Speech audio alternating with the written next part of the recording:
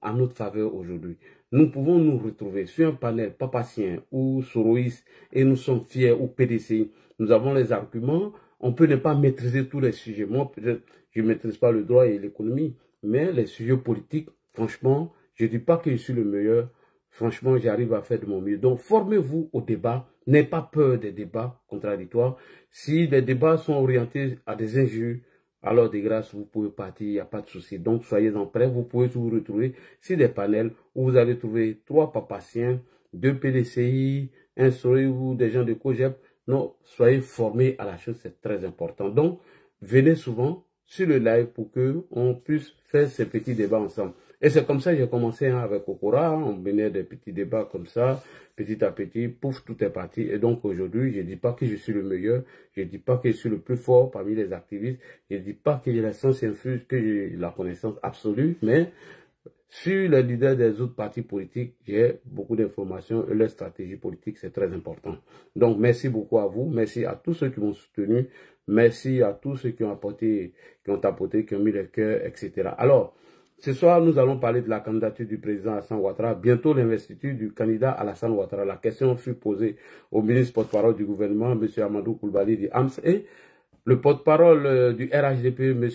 Kwasi Kobena Adjoumani, nous avait informé que bientôt, nous allons investir notre candidat, son excellence le président Alassane Ouattara. Si vous écoutez cette interview du ministre porte-parole du gouvernement, au début de cette conversation, ils ont parlé des enjeux sécuritaires et que Jeune Afrique a publié qu'il y a des attaques qui ont été déjouées en Côte d'Ivoire. Et soudain, brusquement, notre humoriste, notre tourneur de film d'Hollywood, de M. Ibrahim Traoré, alias le bandit, le voyou à la tête du Burkina Faso, a informé ses activistes, la BIR, en disant que le Burkina vient de déjouer un coup. À chaque fois qu'il y a des tentatives de coup d'État en Côte d'Ivoire et que ça échoue, Ibrahim va nous sortir des scénarios et du cinéma, alors qu'il n'arrive pas à faire face à l'insécurité dans son pays, dont lui-même l'avait prêté serment pour combattre cela.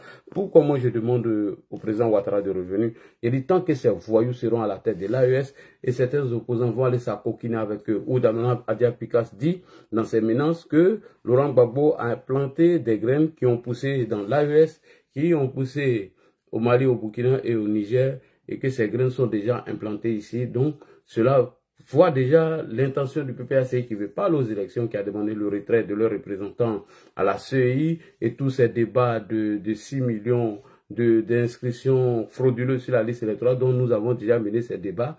Bref, c'est pour dire à nos militants, soyez prêts. Bientôt, ça serait l'investiture du candidat à son excellence Alassane Ouattara. Je dis, tant que les bandits de l'AES sont là, moi je demande au président de rester encore et d'accepter de faire le deuxième mandat dans la 3e République. C'est très important, vu les enjeux sécuritaires, vu tout ce qui se passe dans la sous-région, vu les menaces même de l'opposition qui n'ont rien à proposer aux Ivoiriens.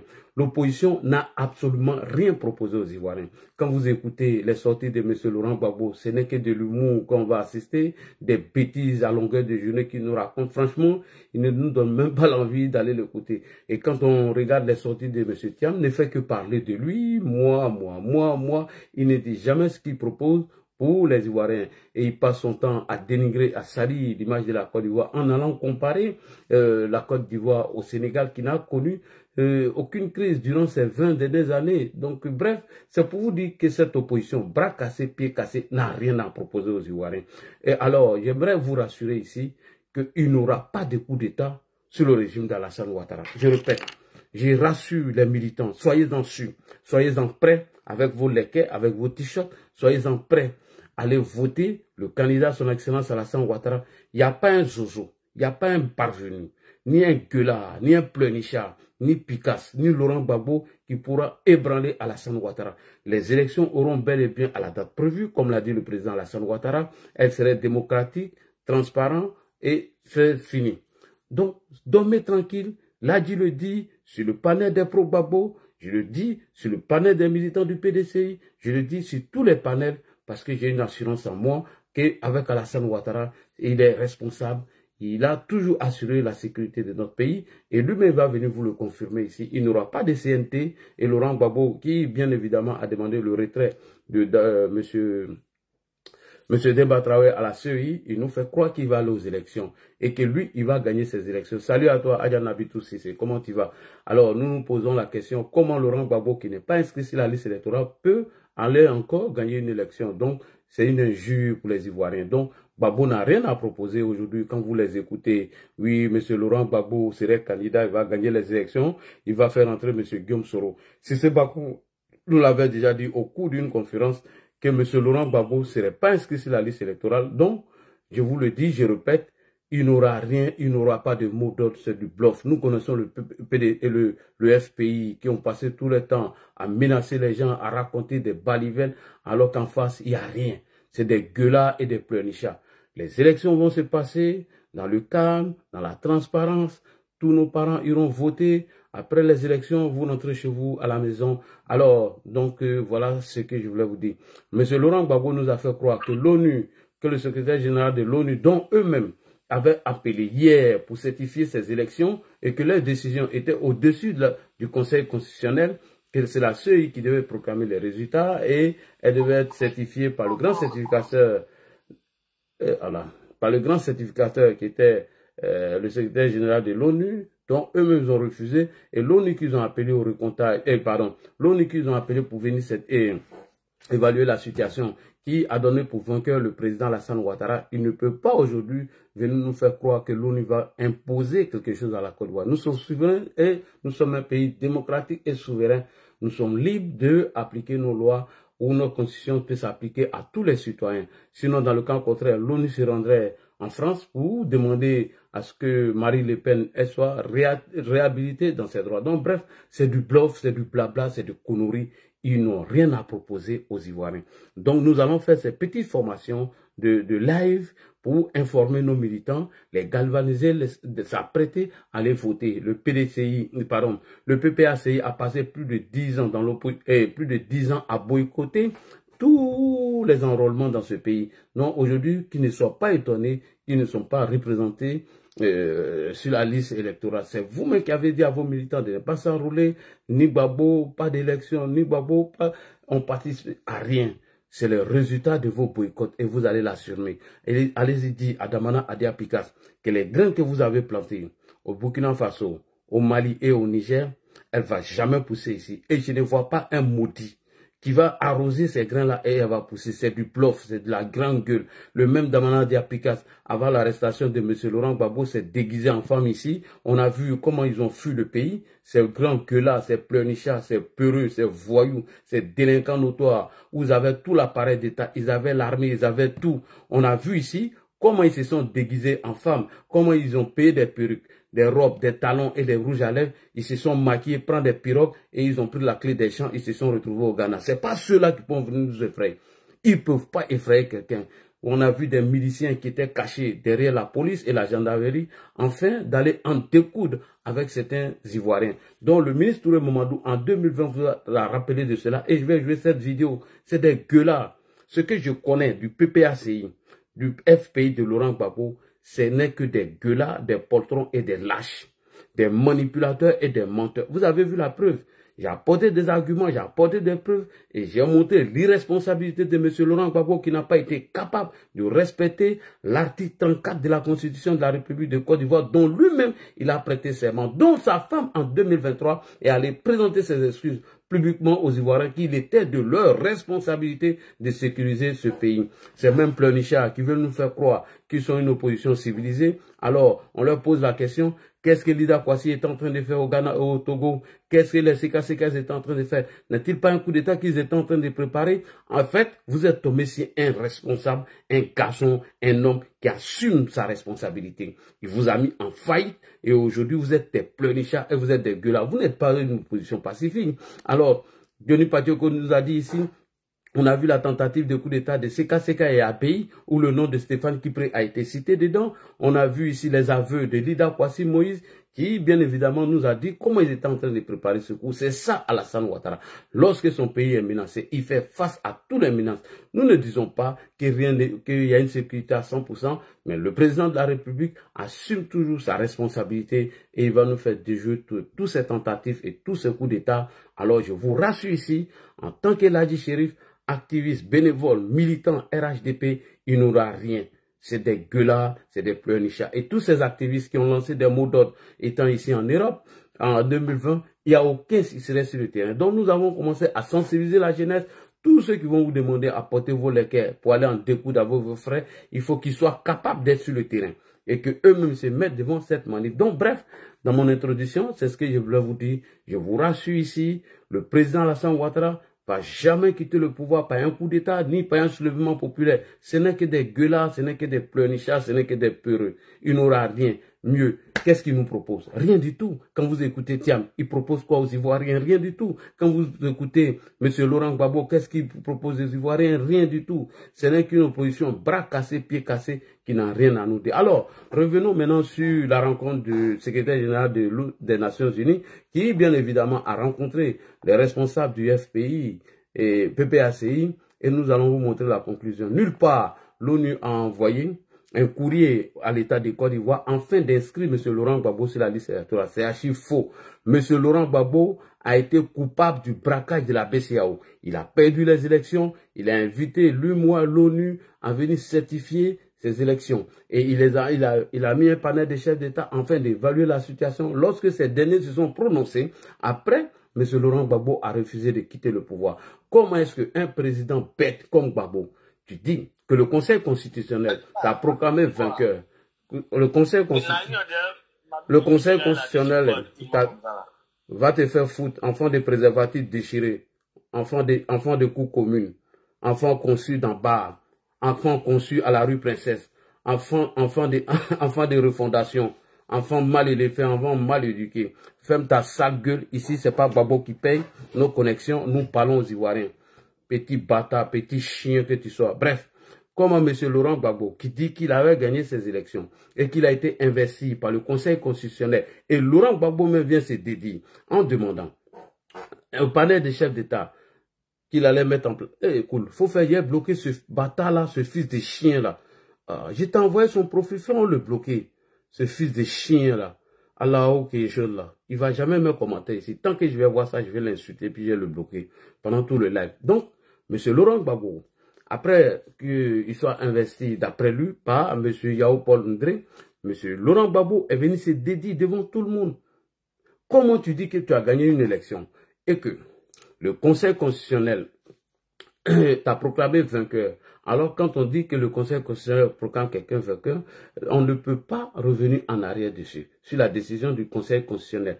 M. Laurent Gbagbo est venu à la télé publiquement, il a dit que lui, il demande à ce qu'on mette un panel de chefs d'État en place afin de dire qui a vraiment gagné les élections. Et il a récidivé une semaine après encore, il dit, tu aimes Gbagbo, tu n'aimes pas Gbagbo, c'est pas son problème.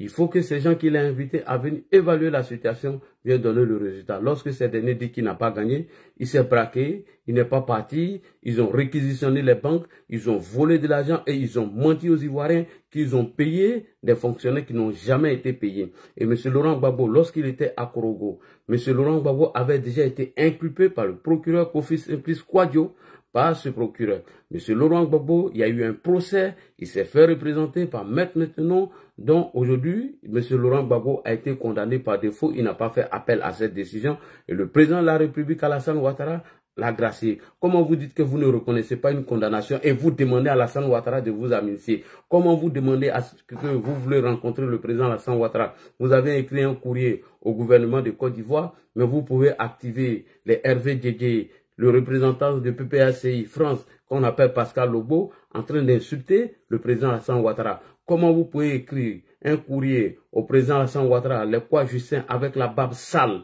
se met là à dénigrer et à insulter Alassane Ouattara. Mais on ne répondra pas à votre courrier. Voilà. Et vous ne pouvez rien faire dans ce pays. Voilà. Vous n'allez rien faire et vous ne pouvez rien faire. On vous a vu ici. Donc, fermez là. On n'a pas de leçons à recevoir de vous. Vous faites honte pour la Côte d'Ivoire. Vous n'avez pas été capable de respecter l'article 34. Ne serait que l'article 34 de la Constitution dont vous-même vous avez prêté serment.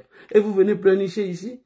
Arrêtez d'emmerder les gens. Donc bref, nous allons partir au sujet. M. Laurent Gbagbo nous a fait croire ici que l'ONU l'aurait demandé à l'État de Côte d'Ivoire afin d'inscrire son nom sur la liste électorale. On va écouter ici M. Laurent Gbagbo et nous allons vous montrer la visite du représentant, le secrétaire général de l'ONU qui, bien évidemment, est venu rendre visite en Côte d'Ivoire. Il est passé chez le président de la République, le président de la CEI, au PDCI et au PPACI. Ce n'est que des mensonges que l'ONU est venu demander à l'État de Côte d'Ivoire afin d'inscrire le nom de Laurent Gbagbo sur la liste électorale. C'est un mensonge. Et Gbagbo ne lancera pas de mot d'ordre, c'est afin de surmonter toutes les difficultés et trouver une élection apaisée. Il dit, c'est vrai que dans tous les pays, les élections ne sont pas satisfaisantes. C'est pas comme tout est parfait dans tous les pays, mais on recommande aux Ivoiriens de mettre en œuvre tout pour qu'il y ait une élection apaisée, c'est tout. Voilà ce qu'il a dit. Nulle part, on a cité le nom du menteur de M. Laurent Gbagbo. Tout ce que Laurent Gbagbo connaît, c'est le mensonge, la manipulation, la diffamation et la désinformation. Et c'est dans ça qu'il a inscrit ses partisans, à part les injures, des culottes, à part rentrer dans les culottes, à part invectiver les gens, à part mentir, désinformer les gens. Qu'est-ce que Gbagbo rencontre de bon?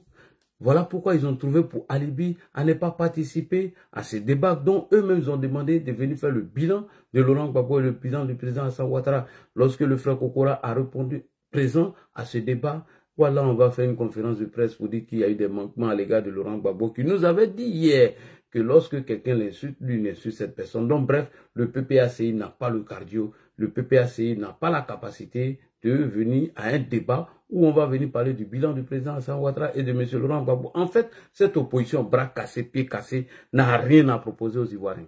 La logique aurait voulu qu'on dise que le président Alassane Ouattara, de 1960 jusqu'en 2011, nous étions à un taux d'électrification de 33%, nous sommes passés aujourd'hui à 92%. Vous pouvez dire que nous allons compléter à 100%, rien du tout. On pouvait parler de l'eau potable, la santé, les kilomètres de route, les écoles qui ont été construites, bien, bref, comment on allait s'attaquer à l'emploi de la jeunesse. Rien, rien. Il n'y a aucune proposition. Si ce n'est pas Nadia à manger pour moi, je prends ma rente viagère pour m'occuper de Nadi, j'étais à l'école, tel et nous, voilà ce qu'on a dit. Quant à l'autre, Chakadjan alias Thiam, lui, c'est de parler de lui, moi, zéro. À part les maintenant, zéro. Donc, chers frères et sœurs, soyez rassurés que cette opposition, bras cassés, pieds cassés, sont conscients que dans une élection transparente, ils ne pourront jamais battre le candidat du RHDP. Voici une opposition pour fuir la CEI. Nous font croire qu'il y a 6 millions d'inscrits de façon frauduleuse sur la liste électorale. Alors qu'en 2010, la liste électorale comportait près de 5 700 000 électeurs. Et nous avons, sous le leadership d'Alassane Ouattara, enrôlé près de 2 millions d'Ivoiriens. Comment sur cette liste, il aura encore près de 6 millions d'inscrits de façon frauduleuse. Alors que c'est à travers un décret du Premier ministre Soro Kibafori Guillaume, dont les noms que vous voyez sur la liste électorale, où on dit qu'il n'y a pas le nom ou la mère et tout, ça a été signé par décret ministériel par le Premier ministre M. Guillaume Kibafori Soro. Quand on arrête de vous mentir, on a vu ici M. Laurent Gbagbo qui a demandé à Kima Emile que tous les ressortissants de la CEDEAO qui voulaient la nationalité ivoirienne de venir élire Laurent Gbagbo, il va les donner. Et il a dit que je les donnais sans condition. Donc bref, si vous trouvez des noms des étrangers sur cette liste électorale, c'est M. Laurent Gbagbo qui l'a fait. On a vu ici un Burkinabé prend la parole publiquement au cours d'un meeting de M. Laurent Gbagbo à Koumassi, M. Sawadogo, qui a dit bien évidemment qu'ils allaient apporter leur soutien à Laurent Gbagbo. Donc, bref, arrêtez de tromper les Ivoiriens. Vous n'avez pas travaillé pour aller à cette élection. Vous nous emmerdez. On n'en a rien à cirer de vous. Bref, nous allons parler maintenant du candidat Alassane Ouattara. Le ministre porte-parole du RHDP, M. Kwasi Kobena Adjumani, nous a informé que bientôt, nous allons faire l'investiture de notre candidat. Et son Excellence Alassane Ouattara, au début de l'année, en janvier, a dit devant les ambassadeurs: je suis en pleine santé et je souhaite servir mon pays. Alors, jusqu'à aujourd'hui, nous n'avons pas encore fait notre convention. Ce qui est en train de désigner déjà le candidat du RHDP. Rappelez-vous, en 2020, à cette époque, en mois de mars, déjà, la décision a été déjà prise et Amadou Bon Coulibaly avait été décidé comme candidat du RHDP. L'on nous informe que c'est à partir du mois de juin, alhamdoulilah, parce que c'est à partir de juin, ce qui veut dire qu'Alassane Ouattara serait notre candidat et qu'il a écouté notre doléance. Donc, nous allons écouter ici le président de la République, Alassane Ouattara, qui nous dit qu'il compte continuer de servir ce pays. On va écouter notre candidat. Merci beaucoup. Monsieur le doyen du corps diplomatique, mesdames et messieurs les membres du corps diplomatique, l'année 2025 est une année électorale pour la Côte d'Ivoire. Ce processus électoral qui a été enclenché en octobre 2024 avec la révision de la liste électorale verra l'élection présidentielle en octobre 2025. À cet égard, je voudrais dire qu'il y a 5 ans, exactement en 2020, j'indiquais au corps diplomatique qu'il était de mon intention de ne plus être candidat parce que j'estimais qu'il fallait passer la main à une nouvelle génération. Aujourd'hui, je peux vous dire que j'ai bien fait d'accepter la proposition de mon parti. À la date d'aujourd'hui, je n'ai pas encore pris de décision, mais je peux aussi vous rassurer que je suis en pleine santé et désireux.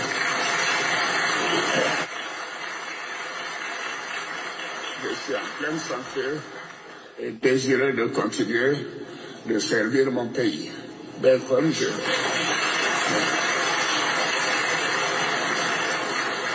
je l'ai également dit, mon parti dispose d'au moins une demi-douzaine de candidats qui sont dans cette salle. Mais je voudrais encore une fois vous rassurer et rassurer l'ensemble de la communauté que cette élection qui aura lieu le 25 octobre sera paisible, démocratique et transparente. Merci beaucoup. Et le président nous avait déjà informé. Monsieur, si je vous descends, ne parlez pas. Ça fait 2 fois vous montez. Je ferme vos micros. Quand vous montez, vous ne fermez pas vos micros. Alors, moi, je vais vous faire descendre parce que là, quand je vais finir mon truc, vous allez revenir. Parce que moi, je pense que ça, c'est une manière de boycotter. Si vous êtes de l'opposition, dites non. Vous ne pouvez pas monter sur un panel et ouvrir votre micro, tandis que je suis lancé dans mon développement. Bref, je vais aller rapidement et puis je vais jouer une dernière vidéo et puis voilà. Alors, le président Alassane Ouattara, lors de la rencontre avec les ambassadeurs, il a dit qu'il est en bonne santé et son souhait, c'est de servir sa nation. Et que l'année 2020, il avait déjà désigné le candidat choisi. Malheureusement, il n'est pas resté en vie. Bref, alors, M. Kwasi Kobena Adjumani nous a dit que bientôt, nous allons faire l'investiture de notre candidat. Nous allons écouter ici Kwasi Kobena Adjumani. C'est parti. Et je vous donne le micro. Le HDP continue d'appeler tous les acteurs politiques à la retenue afin que nous allions à des élections apaisées et transparentes. Des élections que nous sommes sûrs de remporter dès le premier tour avec notre champion, le président Alassane Ouattara, qui va être investi bientôt pour le bonheur de tous les Ivoiriens. C'est pourquoi le RHDP invite les Ivoiriens à ne point céder aux discours alarmistes. Je répète, le RHDP invite les Ivoiriens à ne point céder aux discours alarmistes. Tapotez les gars, tapotez. Le processus en cours sera mené de façon très sereine dans la sécurité et dans la HDP. Merci beaucoup. Merci au porte-parole du RHDP, M. Kwasi Kobena Adjumani, qui, bien évidemment, a rassuré les Ivoiriens pour dire bientôt, nous allons faire l'investiture de notre candidat, son Excellence, M. Alassane Ouattara. Merci au ministre Adjumani. Donc, bientôt, nous allons investir notre candidat, qui est son Excellence Alassane Ouattara, afin de chapeauter le navire jusqu'en 2030, parce que nous avons encore des propositions pour les Ivoiriens. Nous allons revenir encore avec d'autres projets que nous allons ajouter à celle de 2020-2025. Donc, voilà un peu ce que nous proposons aux Ivoiriens. Mais alors, nous allons faire un tour sur NCI, M. Alafé Wakili, qui, bien évidemment, a essayé de recadrer certains officiels qui se font passer de la société civile en brandissant le chiffon rouge pour dire que s'il n'y avait pas de consensus autour de la CEI et qu'il y aura des morts, il y aura des chaos. Donc merci à Alafé qui, bien évidemment, a recadré ces gens qui ont l'esprit de mort dans leur tête à chaque fois qu'ils prennent la parole publiquement. Donc, on écoute Alafé avant de vous passer le micro. Je ne dirais pas qu'il y a une prophétie des malheurs, mais je veux dire que l'optimisme béat ou le réalisme excessif, naïf n'est pas bon, mais à force d'être dans le catastrophisme À force de prévoir, de prévenir qu'il y aura des morts, on risque d'appeler à la mort. C'est ça. À force d'être inquiet, de dire on va vers la mort, on va vers des tueries, on risque finalement d'appeler le malheur sur le pays. Il faut arrêter. Il faut arrêter de prévoir, il faut arrêter d'être dans les scénarios du pays, de s'asseoir et de réfléchir, de dire que les hommes politiques sont inconscients et que nous sommes en train d'aller vers des tueries et des morts. C'est ce qu'ils sont en train de dire. Mais c'est ça. Qu'il y a blocage, qu'il y a problème, c'est inévitable, on va s'affronter, on va se tuer. Il faut arrêter cette prophétie du malheur. Il faut arrêter ces analyses sur le chaos et soutenir ceux qui pensent que ça peut marcher. Faire confiance à l'intelligence, au talent, à la capacité de dépassement des acteurs politiques pour dire qu'à un moment donné, ils comprendront que il est important, au-delà du fauteuil des ambitions, il est important de préserver l'essentiel et la Côte d'Ivoire. Je dirais pas qu'il y a... Merci beaucoup. Merci, M. Alafé Ouakili, qui, bien évidemment, a dévoilé la stratégie de cette opposition bras cassés, pieds cassés, qui brandit toujours le chiffon rouge en faisant croire qu'en Côte d'Ivoire, s'il n'y a pas de consensus autour de la CEI, il aura des morts. Si Laurent Gbagbo n'est pas sur la liste électorale, il aura ceci. Enfin, c'est eux qui veulent pourrir l'atmosphère politique. Alors, je voulais vous rassurer ici, il n'aura rien. Le président Ouattara l'a dit qu'en 2020, on nous a surpris avec cette CNT et cette fois-ci, tous ceux qui vont s'inscrire dans cette posture de violence feront face à lui. Donc, on écoute le président avant de vous passer le micro. Merci. Également, nous avons, après les événements de 2020, où il y avait une structure bizarre, je crois, qui s'appelait le CNT ou le CNTT. Je ne sais plus comment ça s'appelait. C'est le CNT, président. Des gens qui ont rêvé faire un coup d'État. Ouais, quand ils rient comme ça, c'est pas bon. Ils ne savent pas combien l'armée est tenue. Notre armée est solide. Inch'Allah. Elle est professionnelle. Et il n'y aura pas de tentative de coup d'État en Côte d'Ivoire à nouveau. Fini. Autrement, ils auront à faire face à moi cette façon, cette fois-ci de manière plus déterminée que la dernière fois. Merci beaucoup. Et je crois qu'ils me comprennent. Je crois qu'ils me comprennent. Merci beaucoup, Monsieur le Président. Merci d'avoir assuré les Ivoiriens. Alors, chers frères et sœurs, nous allons commencer le tour des panels afin que tous nos followers puissent s'exprimer sur le sujet dont nous venons de présenter tout à l'heure, suite à la candidature du président Alassane Ouattara, les menaces de la sous-région, la rencontre du secrétaire général de l'ONU avec les partis politiques et le gouvernement de Côte d'Ivoire. Donc voilà un peu ce que nous mettons sur la table à propos du débat de ce soir, afin de former encore nos militants qui n'ont pas encore compris nos stratégies, le débat politique, etc., etc. Donc, continuez de tapoter. Merci beaucoup. La première personne qui est montée, c'est le frère Ahmed. Attends, je vais dire son nom. On va lui donner la parole. Ahmed, bonsoir. On vous écoute. Ouvrez votre micro. Bonsoir, monsieur Ladi. Bonsoir, monsieur Ahmed.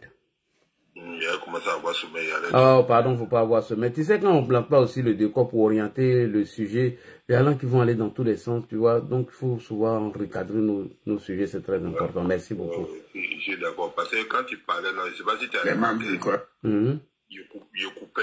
Oui, oui. Et puis, il disait des trucs. Tu dis, non, il faut faire tout ça. Dit, tu connais le soleil, non? Oui.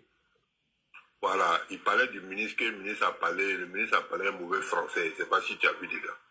Faut pas t'occuper de cela. Ils n'ont rien à proposer, frère. Voilà. Donc, c'est de ça qu'il parlait. Et puis, il dit que quand il a sagi ou bien quoi, donc c'est de ça qu'il te coupait là. Donc, tu m'excuses pour ça. Non, c'est pas grave. Faut pas t'occuper de cela. Ils n'ont rien à dire. Rien à dire. Le ministre parle bon français, mauvais français. Qu'est-ce que ça peut apporter aux Ivoiriens? Ils n'ont rien à proposer. Voilà. À part coup d'État qui prépare ou un mouvement de rue. Donc, c'est par la grâce de Dieu qu'ils ne pourront pas arriver, Inch'Allah. Ne vous inquiétez pas. Ils ne pourront rien faire. C'est-à-dire, M. Ladi, oui. Et moi je te connais il y a longtemps, je disais même, si tu venais un jour, il allait te préparer ton poulet par les chiens de l'hiver. Je ne sais pas si tu te souviens, il y a très longtemps. D'accord, c'est que tu me dois un poulet. Voilà, donc, quand tu viens aussi, pour t'avoir là, c'est pas facile. Oui, ça c'est vrai. Voilà, donc je disais comme ça qu'il était vu sur le truc de Clarisse Noko aussi. Où tu étais en train de les déconstruire là-bas. Quand tu as dit les petits impolis, il y a un là qui s'est senti morveille, qui est Crespo. Moi et puis lui là, c'est chien et chat, il me connaît très bien. Ah d'accord. Voilà. C'est lui, il a quitté ici pour aller en Europe, il pense que tous les Marocains sont bêtes. C'est lui seul qui est intelligent. Un gamin. Il dit ça tous les jours. Voilà. Donc, quand il s'agit des opposants, c'est ce qu'on dit. C'est que tout ce bruit qu'il fait là, il y a des gens même qui ne savent même pas qu'il y a quelque chose qui se passe. Hein. Avant, moi, il paraît que tout le monde est sur TikTok, mais c'est pas ça. Hein. Et puis, quand ils sont sur TikTok, là, ils s'en foutent. C'est Imra, et puis, c'est Imra. Imra, comment on dit Didibé, c'est tout, on s'en fout de eux, quoi. Mais il veut que les gens s'intéressent à eux, là, c'est pas ça. Donc, il y a, dans le président, il n'y a rien qui va se passer. Et les élections, là, vont se passer clairement. Ils vont faire tous les bruits, là, c'est zéro. Voilà. Moi, ici, je suis confiant. Et là, par exemple, moi, chez moi, je suis dans le Barbon, dans le département de Sanéré. Tu vas aller dire à quelqu'un là-bas que le président Alassane n'est pas bon. Même nous qui Borofa, ça n'a été fait. Il faut fermer ton micro. Médiateur Djidji, il y a quelqu'un qui intervient, s'il te plaît. Merci. Voilà. C'est-à-dire tu vas aller chez nous dans le Barbon pour aller dire que le président Alassane n'est pas bon ou bien il ne serait pas candidat. Tu as tué des gens là-bas même pour ça. Parce qu'ils ne pourront pas concevoir ça. Moi, je suis en train de te parler là. Est-ce que tu sais que moi, je suis allé travailler pour pouvoir payer l'argent de courant de mon papa pour qu'on ait des poteaux au village pour avoir courant? Pendant des années, on n'a pas vu même petit fil que les Anangos vendent. Et comme ça, les gens n'ont rien fait. Ils n'ont rien débouché. Et puis, il y a poteau dans le Barbon, on dit là. On a 32 villages. C'est un seul campement, il n'y a pas courant dedans. Nous, on est déjà à 100%. Waouh. Tu es sûr que ces gens-là, quand tu vas aller les dire qu'Alassane n'est pas bon là, tu vas sortir comment? En tout cas. Voilà, donc... Ahmed, s'il te plaît, tu es Barbon de quel village? Il ne faut pas lui couper la parole. Ah, ok. Ah, ok. Il ne faut pas lui couper la parole, sinon on te fait descendre. Mon frère, tu connais, à Waïkro. Le monime de Alaï Mounir Yorobodi. Voilà. Donc, il disait comme ça que Laï, oui. que les gens dorment tranquilles. Voilà, que les gens dorment tranquilles, que tous les bruits là, tu as vu que quand ils font les meetings là, c'est aux alentours d'Abidjan ici, non? Le nom même, il ne s'adapte même pas pour aller là-bas. Parce que tu vas aller là, le monde que tu vas drainer là, quand toi-même tu vas voir ça, tu vas dire, c'est bon, hein, continuité. Voilà. Donc, que les gens restent tranquilles, il n'y a rien qui va se passer. Et en même temps, il y a juste un petit truc qu'ils ont publié une photo ou bien une vidéo même du village de mon vieux père Kokora. C'est mon patron même. C'est quelqu'un qui respecte beaucoup. Je ne sais pas si c'est vrai, je ne sais pas s'il a vu. Ou le toit de l'école, ou bien je ne sais pas si c'est l'hôpital qui est quitté. Je ne sais pas si vous avez vu aussi. Donc, qui sont pour démentir ça, ils ont mis son nom, village de Kokora. Voilà. Pour montrer que Jean, le président, ne travaille pas pour lui, mais il se bat. Donc, qui sont pour fermer ces trucs-là. Voilà. Donc, moi, je m'arrête là et voilà. Merci vraiment pour la parole. Ok. Merci beaucoup. On va aller avec opposant Flafla. Allons-y. YouTube, je coupe, je relance. Non, bonsoir. Ladi, tu m'entends très bien, non? Oui, je t'entends très bien. Ok. Ladi, moi, je voulais commencer par dire que, en réalité, le représentant de l'ONU, là, quand il est allé chez le président lui a donné une commission pour aller dire aux opposants. Voilà. Parce que quand tu écoutes le président dans le discours que tu as joué, il est tellement ferme dans sa parole que tu sens que celui qui s'amuse là, il ne va pas aller par quatre chemins, en tout cas, la personne va se retrouver en tout cas en prison. Il va subir la rigueur de la loi. Ça ne sera pas une histoire de 2020. Moi, pour moi, avec le recul, quand j'ai regardé le tour qu'il a fait, franchement, il allait leur donner commission. Voilà, pour leur dire, ce que vous voulez faire là, le monsieur là est au courant. Si vous vous amusez là, il va vous attraper pour tous, il va vous foutre en prison. Et personne ne pourra intervenir parce que nous-mêmes là, il nous a dit à 40 de venir vous dire. Parce que là, c'est comme chez nous là, quand tu veux faire quelque chose et puis tu vas voir les yeux du village, pour leur dire, allez parler aux enfants là, d'arrêter. Là, si les enfants n'arrêtent pas là, si tu les chicotes là, tous les vieux vont te soutenir. Et c'est ce que le président Ouattara a fait aux opposants. Faut tapoter les gars. Pour couvrir les hontes, ils font quoi? Non, c'est pour venir mettre le nom du président de Laurent Gbagbo. Lui, il peut mettre le nom du Gbagbo. Les gars, je vous ai dit là, souvent, il faut regarder le visage du président pour savoir que c'est quelqu'un là. On ne peut pas l'influencer, on ne peut pas l'intimider. Même en 2020, là, vous avez vu, après qu'il ait voté, la femme française qui lui a posé la question, regardez comme elle a recadré la dame. Mais ce n'est pas quelqu'un qui passe par 4 chemins ou bien on peut l'intimider. Les gens n'ont qu'à bien s'asseoir pour étudier le président. Quand l'a dit, moi, il voulait dire quelque chose par rapport à Gbagbo Laurent. Quand il dit Gbagbo n'a pas de, comment on appelle ça, de projet. Il a dit, Gbagbo a un projet. Il dit qu'il va mettre 100 francs chaque fois des sardines pour construire pont. C'est un projet. C'est qu'il n'aura pas de fonds en Côte d'Ivoire. Ah non, mais là, on va dire quoi? Parce que depuis qu'il est venu là, à part Nadi Bamba, la seule stratégie économique que Gbagbo a donnée là, c'est ce qu'il a dit. Il va mettre 100 francs, 10 francs si chaque fois des sardines, il met 5 francs si chaque paquet de cigarettes. Ce projet-là dit. Comme il l'a dit cela, c'est des vrais vauriens. Quand tu écoutes quoi Justin dit qu'un mécanicien peut faire ce que le président Ouattara fait là, même les enfants de 2005 là, ils savent que quoi Justin là, il n'est pas normal.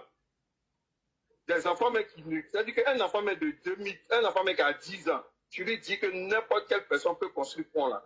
Il va te dire, papa, franchement, il faut aller dormir. Peut-être que tu n'as pas bien dormi. Il faut aller bien dormir. Donc là, il n'y a pas fait long pour dire que cette opposition-là, c'est une opposition vraiment flapla. C'est des plaisantins. Ils ne peuvent pas, parce que le président Ouattara, c'est un homme charismatique. Voilà, c'est ça la force du président. C'est un homme charismatique et il ne parle pas beaucoup. Voilà, quand lui parle, quand il finit de parler, là, il dit, ce qui suit là, ce sont les conséquences. Et cette opposition-là, le gars de l'ONU, allait les faire commission du président pour leur dire ce que vous voulez faire là, c'est évident. Parce que le monsieur là, quand il va vous sanctionner là, personne ne pourra venir vous enlever dans sa main. Donc là, je dis merci beaucoup. Merci. Merci beaucoup, opposant Flafla. Tchomba, bonsoir. Je vais descendre en même temps. Ok, il faut tapoter les gars. Tchomba, est-ce membre du FPI de M. Laurent Gbagbo? section Krogo. Bonsoir à toutes les 600, à tous les 660 connectés sur TikTok. Alors, je n'ai pas regardé YouTube et Facebook, mais je sais qu'au moins on aura au moins 200 sur Facebook et TikTok. Et donc, merci à Ladji Chérif, merci pour le panel de ce soir. Et merci encore à Ladji pour sa brillante déconstruction de cet après-midi sur le panel de Clarisse Noko. Voilà. Encore, comme on le sait, ils ont l'injure facile et on a encore entendu des injures face aux arguments sourcés de Ladji Chérif avec ses vidéos. Bref, merci aussi pour avoir déconstruit ce mensonge que les gosses sont en train de propager sur la toile. Parce qu'ils laissent entendre que le représentant de l'ONU est venu voir le président Ouattara et M. Gbagbo. Ils n'ont pas parlé du PDCI. Alors, pour dire que l'ONU est venue intimer l'ordre au président Ouattara de mettre le nom de M. Gbagbo sur la liste électorale. Comme si ça fait partie, comment on appelle, des devoirs de l'ONU. Et quand même, l'ONU respecte les lois des différents pays qui constituent cette organisation. Alors, ils font croire que, bon, ben, c'est Gbagbo et le président Ouattara que l'ONU est venu voir. Ce qui est faux. Le PDCI, le représentant de l'ONU a également vu le PDCI. Alors, c'est parti. Ce sont ces militants qui sont... Thomas, il y a un peu de bruit chez toi, hein? Ah, bon, je vais, mais c'est un peu difficile, hein? C'est un peu difficile. Bon, je vais bouger un peu. Voilà, merci. Je sais que c'est pas chez vous, mais c'est le faux. Ils peuvent encore jouer un rôle. Alors cette communauté dite internationale, c'est leur terme, qu'ils ont toujours dénoncé. Alors aujourd'hui, ils sont en train de chérir l'ONU. Voilà, l'ONU va intervenir pour demander au président Ouattara de mettre le nom de Laurent Gbagbo. Mais ce n'est pas le rôle de l'ONU. Alors donc, c'est un parti désespéré. Et s'il y a des gosses sur le panel, je leur dis d'avoir le cardio. Parce que c'est comme ça, à dose homéopathique, on va leur mettre dans le corps que Gbagbo ne sera pas sur la liste. Et le ciel ne nous tombera pas sur la tête. Qu'ils arrêtent les menaces. Alors les menaces font partie de la culture politique du FPI, LMP et aujourd'hui PPACI. Vous pouvez regarder tous les discours de Gbagbo depuis 1990. Ce sont des menaces. Et ils ne changent pas. Ils continuent de menacer. Alors, ils vont nous imposer certainement une crise préélectorale, puisqu'ils parlent de mots d'ordre comme un syndicat. Voilà, donc ils disent à leurs militants de rester à l'écoute. Que le ciel nous tombe sur la tête, parce qu'un individu n'est pas sur une liste électorale. Parce qu'un individu est sous le coup, est une condamnation.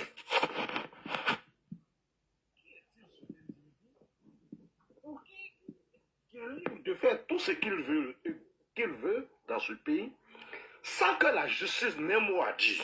Franchement. Ça veut dire qu'à celui, la justice un juge ne doit pas se prononcer. Parce qu'il est le petit frère de Jésus-Christ.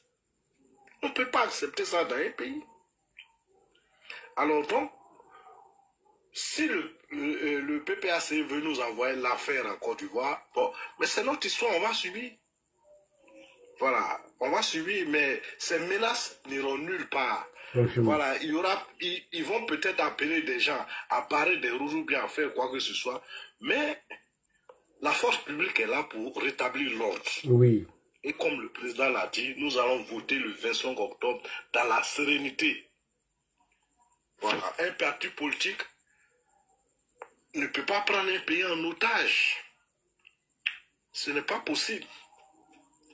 Voilà, M. Gbagbo, qui est quand même le politicien le plus belliqueux de Côte d'Ivoire, n'est pas un homme de compromis. À 2050, après ton bas, c'est toi. Je me lève, je mets un bois de l'eau, je viens. C'est lui ou le chaos. D'accord, on va aller boire ton diapalo, il n'y a pas de problème. Ouais, après ton bas, c'est toi, oui. Voilà, donc c'est lui ou le chaos. Mais la loi de Côte d'Ivoire sera appliquée. Ce ne sera pas la première fois qu'un chef de parti politique ne soit pas retenu à une élection. Et on va accepter, on va subir la crise préélectorale que le PPACI est en train de venir. Oh, Fofana, ferme ton micro. Faut arrêter ça. Alors, ils aiment dire que Gbagbo n'était pas là en 2020 et il y a eu des personnes décédées. Mais là, la désobéissance civile, comment on appelle le boycott actif de 2020, c'était conduit par un élève de Gbagbo qui a fait ça.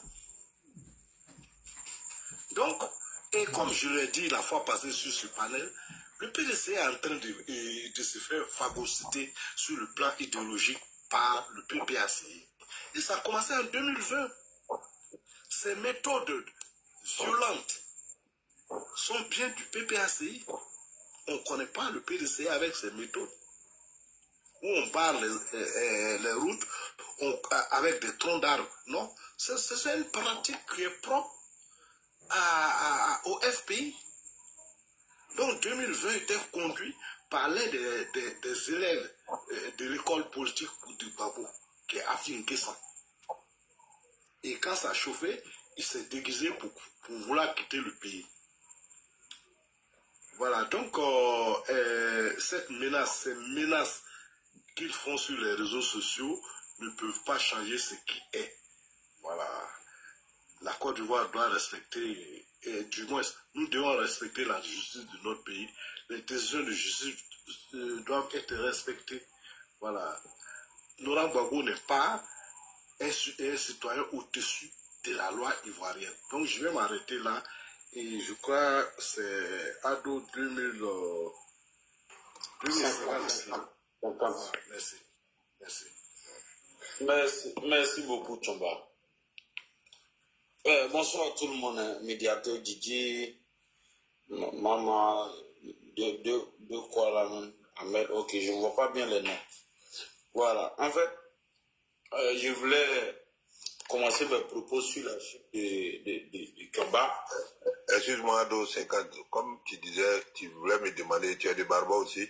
Excuse-moi. Hein, oui, j'ai des parents à Dimandougou. Ah, Dimandougou, ok, c'est le voilà, j'ai des parents là-bas. Maintenant, je porte le nom de Alaï Mounirou, Yorobodi. Ah, ça c'est mon oncle, direct. J'étais là-bas dans le mois d'octobre même, à des funérailles là-bas. Ah, d'accord. Je vais là-bas, on le salue, il me connaît très bien. Dimandougou, c'est notre député, c'est son village, ça a décidé tout récemment là. Ouais, effectivement, si j'ai vu les images, le ministre Madou Touré était là-bas, tout ça. Voilà, ok. Effectivement. Okay, sinon, je suis le Kwasi d'Atekoro. Ah, d'accord, ok. Voilà, mission m'y a précisé. Ah, d'accord. Ok, merci. Vraiment, quand il va te voir sur le palais, maintenant il va monter, c'est qu'il y a un parent qui est là. Ouais, c'est la famille, attends. Est-ce que je suis abonné à toi? Moi-même, je vais m'abonner à toi même directement. Ouais, oui, si, je suis abonné à toi. On est amis. D'accord. Ok. Donc, j'étais disant que je voulais commencer mes propos sur la chute de Kamba pour parler de l'irresponsabilité de ce grand parti qu'est le PDCI-RDA.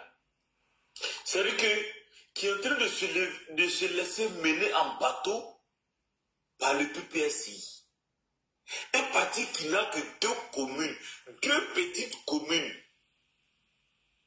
environ 16 à 17 députés. Et c'est le PPSI, c'est lui qui mène le bal.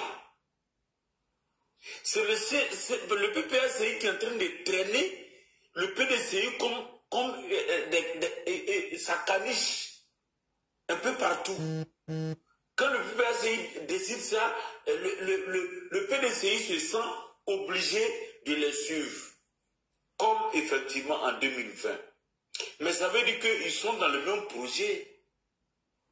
Ils sont dans le même projet de désobéissance civile et du chaos qu'ils sont en train de préparer pour les Ivoiriens et pour la Côte d'Ivoire. Mais c'est ce qu'on voit venir. Sinon, si ce n'est pas palable que sur la veille là, on a vu ici en 2020, Bédi était candidat, Afing était candidat. Mais est-ce qu'ils ont accepté d'aller aux élections? Je vous assure que, même si pas extraordinaire, Gbagbo est candidat, Thiam est candidat, ils disent que Soro, tous ceux-là, ils sont candidats là. Ils vont trouver un autre moyen pour dire qu'ils vont la CI, ceci, la CI, cela, ils ne vont pas aller aux élections. C'est pour ça que moi, je ne veux même pas que le président et le pouvoir en place cèdent à leurs caprices. Parce que moi, je n'ai jamais vu dans le monde entier une opposition aussi capricieuse, qui demande tout à la fois, qui veut tout en même temps. Non, mais je n'ai jamais vu ça. C'est vraiment sous le pouvoir du président Alassane Ouattara que moi je vois que les opposants ont beaucoup de revendications comme ça. Et puis, à la limite, ils font du chantage au régime. Mais parce qu'ils ont trouvé un homme comme le président Alassane Ouattara en face d'eux. C'est ça qui est la vérité. C'est que tu as l'impression que c'est eux qui sont au pouvoir et que le RADP est dans l'opposition. Lui, c'est eux qui parlent avec force. Et j'ai lu tout à l'heure une déclaration de Kone Kadina qui dit que Gbagbo sera candidat par tous les moyens. il serait sur la liste électorale. Voilà, ça c'est même pas un débat. Quand j'entends ces gens-là parler, je dis, mais on est dans quel monde même? Ils se croient où? Mais à un moment donné, il faut qu'ils soient canalisés. Parce que le président Alassane Ouattara, c'est pas un homme belliqueux, c'est un homme qui veut vraiment la tranquillité pour son pays. Voilà.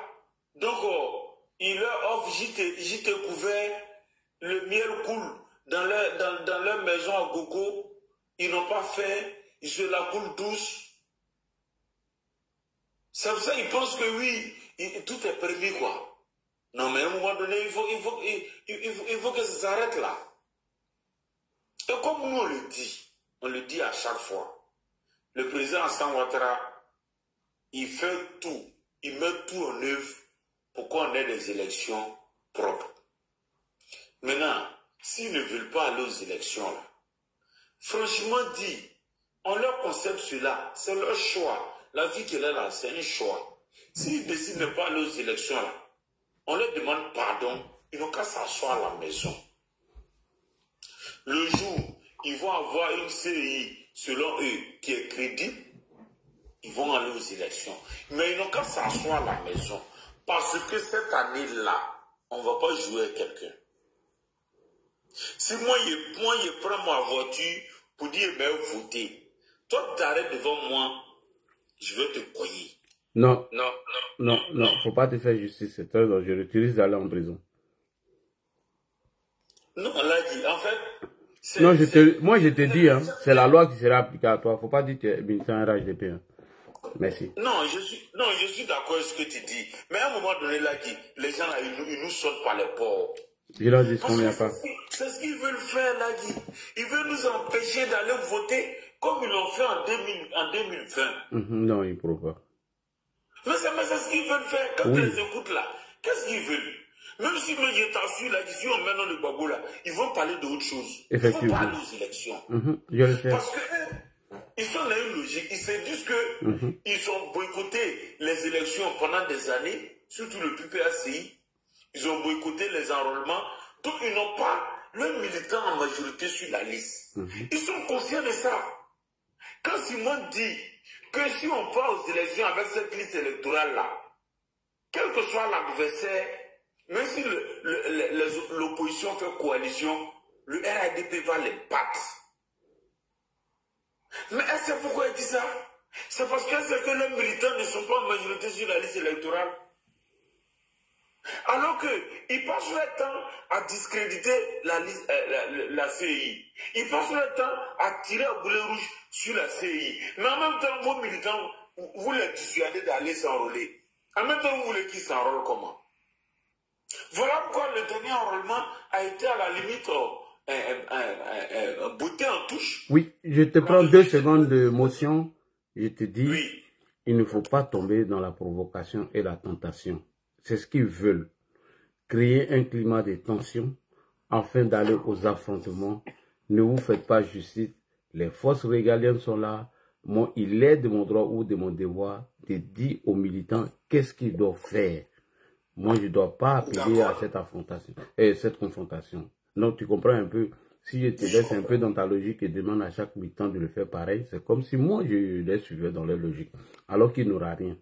Tous ceux qui bavardent sur les réseaux, je te dis, je répète, la majorité sont ici. Je peux te citer tous leurs noms, mais ils ne sont pas au pays. Bon, c'est qui vont compter. Aujourd'hui, la majorité de la nouvelle génération des nouveaux majeurs, là, la plupart, c'est Alassane Ouattara, ils ont vu le développement, ils ont vu la joie, beaucoup de choses. C'est ceux-là qui vont écouter. Il ne faut pas écouter quelques égarés qui racontent leur vie avec les connus catinants, qui n'ont pas le courage de mettre en exécution ce qu'ils ont dit. Le ministre Adjumani a été clair.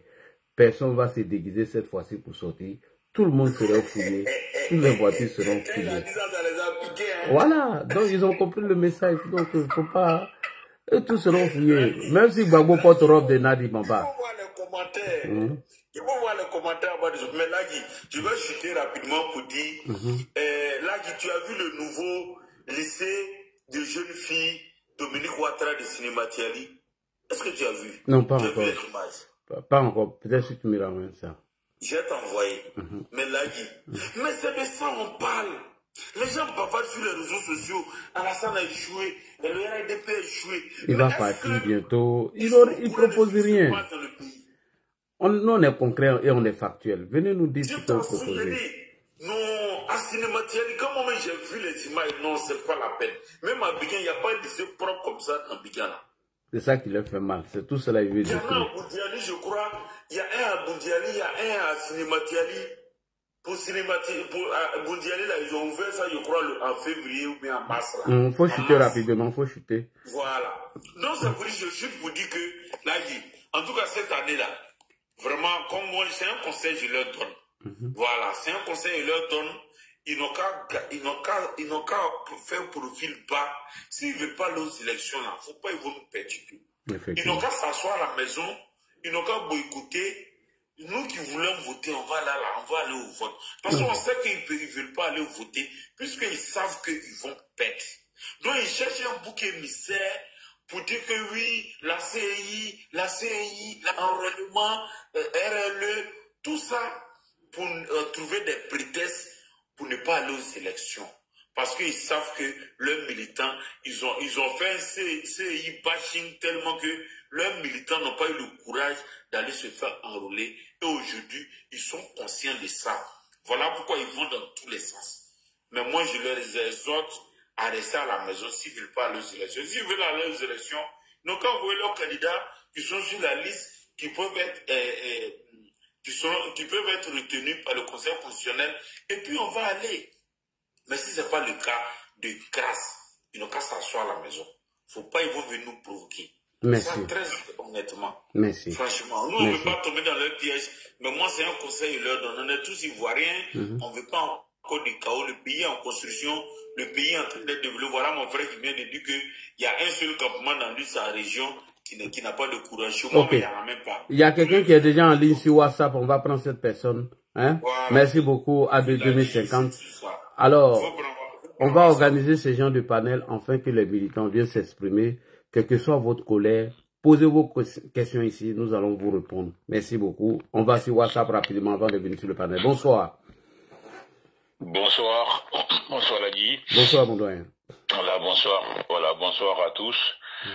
Encore une fois, merci pour ouvrir le débat afin que tout le monde puisse donner son avis et surtout encore une fois défendre le bilan de son excellence le Bravoutier, le président Alassane Ouattara. Donc le thème de ce soir, c'est bien l'investiture du président, le thème que tu as planté en tout début de live. Donc en ce qui me concerne, je vais commencer une fois n'est pas coutume par ce point-là, même si j'ai encore d'autres petits points à aborder, notamment le passage à l'émissaire de l'ONU, et puis deux faits qui ont quand même attiré mon attention. Pour ce qui est de l'investiture du président, bon, c'est le thème central de ce soir. Je pense que on va pas faire comment dirais-je, on va pas faire la fine bouche, on va pas vouloir être plus royaliste que le roi.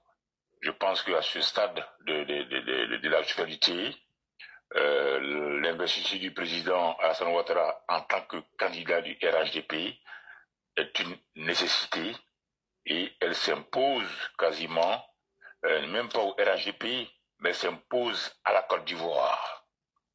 Parce qu'il faut reconnaître que la politique du président Alassane Ouattara va au-delà du RHDP. Elle profite et elle bénéficie à l'ensemble de toute la Côte d'Ivoire.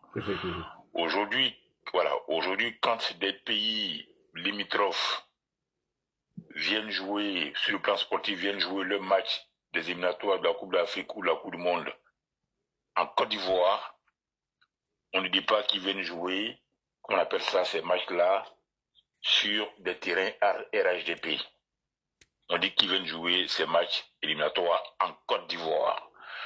Donc c'est encore l'image de la Côte d'Ivoire, le rayonnement de la Côte d'Ivoire qui est mis en avant par les actes que le président Alassane Ouattara pose au quotidien. Donc sa candidature, elle s'impose aujourd'hui à la Côte d'Ivoire, je disais. dans le sens où, dans un premier temps, elle participe à la stabilité interne de la Côte d'Ivoire. La stabilité interne.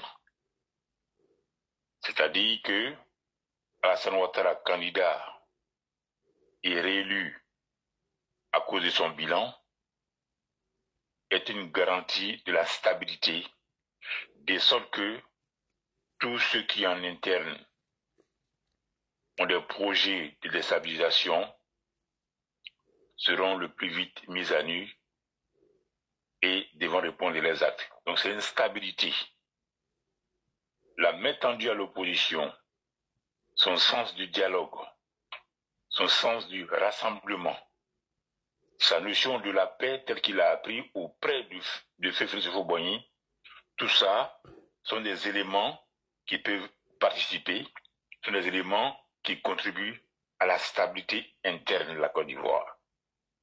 Ça, c'est le premier point. Le deuxième point, la nécessité d'investir Alassane Ouattara parle encore au-delà du RHDP pour s'étendre à la Côte d'Ivoire, en ce sens que sa candidature est un gage de sécurité sous-régionale. Un gage de sécurité sous-régionale, c'est-à-dire que le contexte sous-régional dans lequel nous sommes aujourd'hui, avec la présence à nos frontières des vautours, des renards, des juntes désordonnées et belliqueuses, des déstabilisateurs à la télécommande. La présence de ces gens-là dans la sous-région constitue pour nous une menace. Et ils s'en cachent d'ailleurs pas. Donc la candidature du Braoutier est un gage de sécurité sous-régionale. Nous continuerons à nous équiper, à protéger nos frontières, à donner les moyens au ministère de l'Intérieur, notamment à Bagondo, de travailler en interne et de donner aussi les moyens au ministre de la Défense de travailler en externe afin de nous garantir des fêtes de Pâques comme celle qui a lieu en ce moment en toute sécurité. Troisième point aussi, troisième élément, l'investiture du président Alassane est un gage pour le développement socio-économique de la Côte d'Ivoire. Aujourd'hui, il n'y a pas d'endroit aujourd'hui où le développement en Côte d'Ivoire n'est pas passé. Il n'y a pas de cantons, il n'y a pas de villages, il n'y a pas de villes aujourd'hui où le développement sous Alassane Ouattara, où le développement made Alassane Ouattara n'est pas en train de passer ou n'est pas déjà passé. Toutes les régions de Côte d'Ivoire connaissent leur part de développement, des plus hostiles aux plus favorables.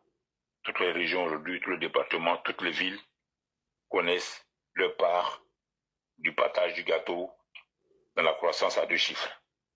Donc ces 3 points-là, la stabilité interne, la sécurité sous-régionale, le développement socio-économique, nous obligent, en tant qu'Ivoiriens, pas seulement en tant que militant RHDP, en tant qu'Ivoiriens, à nous impliquer dans l'investiture de la candidature du président Alassane Ouattara. De là, je vais aller encore plus loin pour dire que, au-delà de sa candidature, il faudra qu'effectivement le 25 octobre 2025, je crois que c'est la date des élections, oui. Il faut que les élections, les Ivoiriens, au-delà des militants du RHDP, fassent ce qu'on appelle un plébiscite à Alassane Ouattara.